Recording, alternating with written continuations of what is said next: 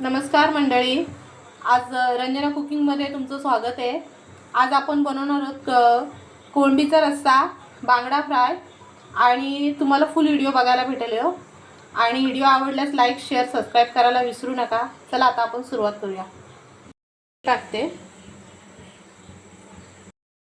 आता गॅस थोडी स्लो करते।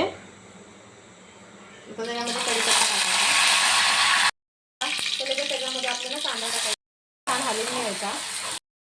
साधी मिरची घेतलेली आहे ती टाकते मी। लवकर शिजण्यासाठी मीठ टाकायचा आणि असं चांगलं हलवून घ्यायचं। शिजण्यासाठी लगेच झाकण घेऊन घ्यायचं। आता आपण झाकण काढून बघूया। कांदा छान असा मऊ झालेला आहे।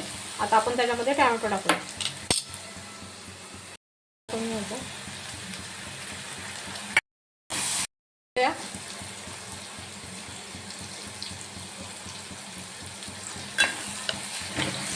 खोबरा, अद्रक आणि लसूण 1 चम्मच वाटण टाकलेलं आहे।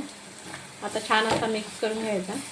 त्या मसाल्यात छान असा तेल सुटेशी चांगला परतून घ्यायचा, काढून द्यायची। नंतर त्याच्यामध्ये आपण कोळंबी टाकणार आहोत। आता झाकण ठेवतो।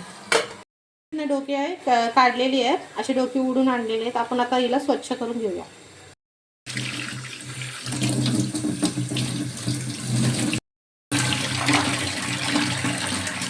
आता आपण झाकण काढून बघूया।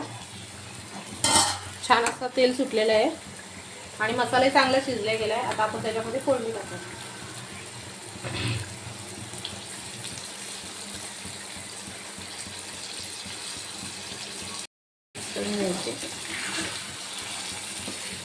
आपण त्याच्यामध्ये कोथिंबीर टाकून घेऊया। छान अशी कोथिंबीर टाकून आता झाकण ठेवायची। 10-15 मिनिटांमध्ये आपली कोळंबी तयार। कोळंबीचा रस्सा कसा झाला, छान असं झालेला आहे आणि थोडासाच केलेला रस्सा आहे। छान असा कोळंबीचा रस्सा आपला तयार झालेला आहे। या सगळ्यांनी जेवायला। चला बाय।